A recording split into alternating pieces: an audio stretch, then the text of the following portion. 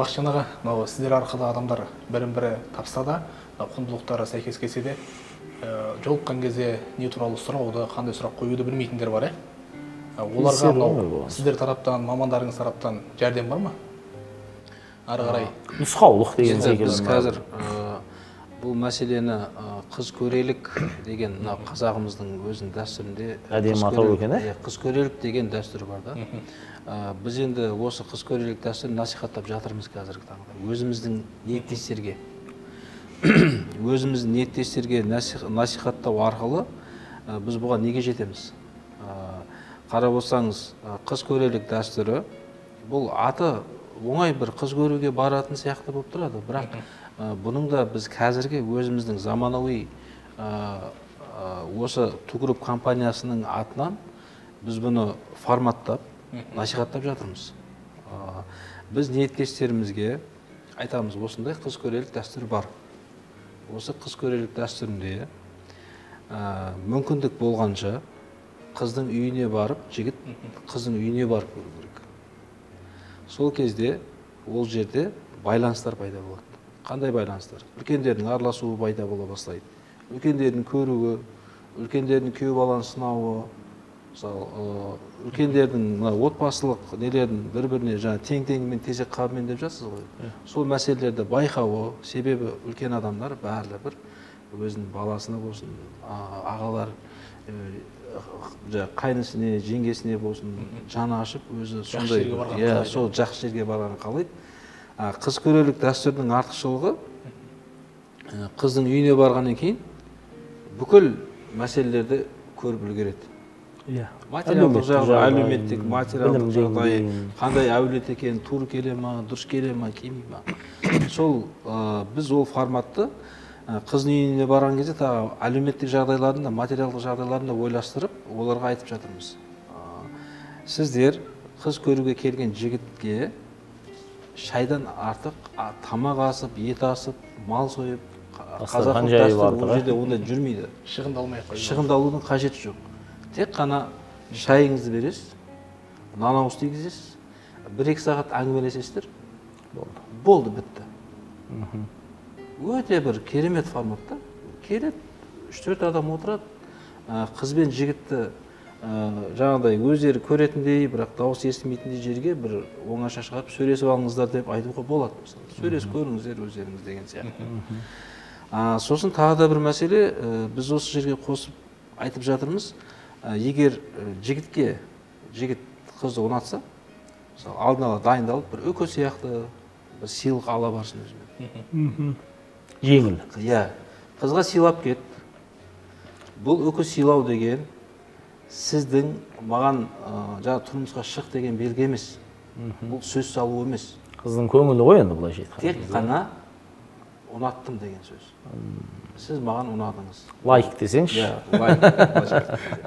Енді бұл белгі ретінде, баяғыда қазағымызда қамшы деген белгі болды. Қамшы тастап кетеді, қайтып бару. Қазір біз осыны үкі тастап кетесіздер ғой сіздер. Үкі жоқ, үкімен қызға беріп кетеді.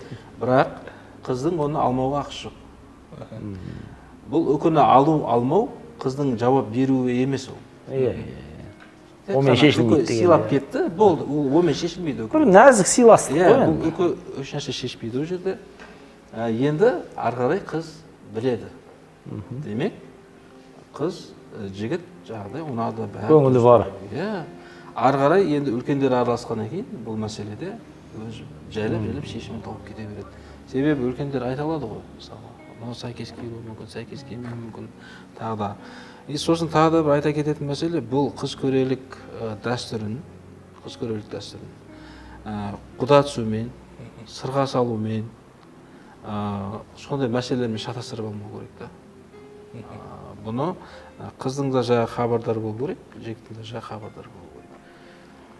Жігіттер енді қазір айтамайды ғой, бәрі әке-шешесімен барсын деп айтамаймыз ғой. Ол ағасымен бару мүмкін, болмаса бір үлкен бір көкесін ертіп бару мүмкін, жеңгесін ертіп бару мүмкін. Бірақ бұл қыз көрелік дәстүрінің бір қызығы, қыз көруге баратын үйге, егер ол қазақ болатын болса, біздің дәстүрімізді сыйлайтын адамдар болатын болса, қыз көруге келген жігітке отказ жасауға ақысы жоқ екен. Дәстүр бойынша да. Қызын келеді, қызын көреді, бір шайын ішеді, кетеді.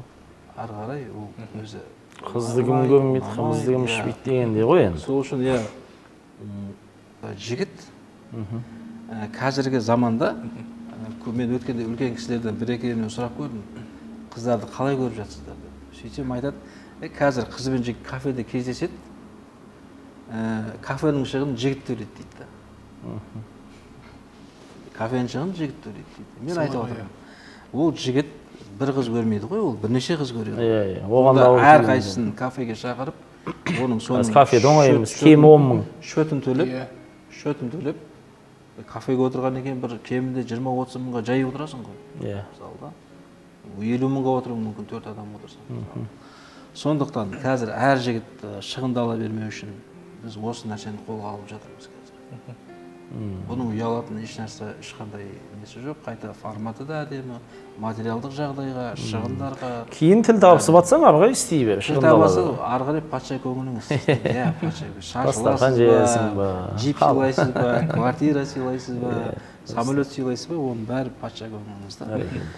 Осы мәселелердің бәрін біз қарастырып, қазір бізге 50 мың теңге беріп, қаншама бір құнды нәрселер алса екен дегенде біздің ойымыз ғой.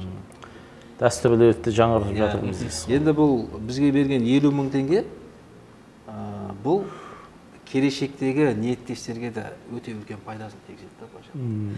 Сонымен қатар қараңыз, сіз бізге келген кезде сіз 50 мың теңге төлеп, мынау қазақтың дәстүрін жаңғыртуға үлес қосып отырсыз. Сосын келесі ниеттестердің танысуына үлес қосып отырсыз. Әсері бар ғой, материалдық жағдай. Енді соны менің қазір айтатыным, мысалы, қазір бізді халық қолдау керек болып тұр. Егер халық қолданбайтын болса, біз ешкім емеспіз. Әрине, көпшілік. Халық қолдау керек, бұл бір-біріне насихат арқылы кету керек, бұл бір-біріне айту керек, осындай ашылықты әдеп қылып салт-дәстүрден асып жатқан жоқ екен. Кетсе 50 мың теңге өзің қазағыңа кетер. Ешкім былайша айтқан кезде жаңағыдай ақыретпен, шариғатпен алған кезде дүниені ешкім көтеріп алып кете алмайды ғой. Ол қайда келеді? Өзіміздің қоғамға пайдасын келтіреді. Дұрыс танысудың бір осы замандық үлгісі қалыптасады дейсіз ғой. Енді бұны біз ары қарай, егер қыз басқа қалада болса деген мәселелер де бар да, мысалы. Онда ешқандай қиындық жоқ. Қыз бала үйіне демалысқа келеді, тағы басқа нәрсе болады. Сол кезде алдын ала айтып, келісіп, қыздың үйіне көру. Енді бізде қазір мынандай ғой, қазір уақыт жоқ. Қызым басқа қалада, оны қашан келеді, ол мен білмеймін ғой деп, ондай үлкен-үлкен сылтаулар айтудың меніңше керек емес деп ойлаймын да. Жалпы одан да қызының басқа қалада жүргені болса, мысалы, ол қайта пайдалы емес пе, өзіне үйіне кеп, болашақ күйеу жігіт кеп көріп кеткені. Ол уайымдамайды басқа қалада жүрсе де, мысалы. Егер біз, мысалы, біздің форматты ұсынбаған болсақ та, біздің форматпен жүрмейтін болса, екі жақ. Қойшы, олардың форматымен емес, біз өзіміздің қалағанымызша кездескіміз келеді, қалағанымызша жүргіміз келеді деген болса, алдын ала бір-бірімен келісіп алған дұрыс та. Формат қандай болады деп ше бір ауыз сұраған дұрыс. Осы форматпен ба, әлде еркін форматпен ба? Еркін формат болса, онда өздері біледі, қай уақытта жолығады, қалай жолығады, ешкім ешқандай.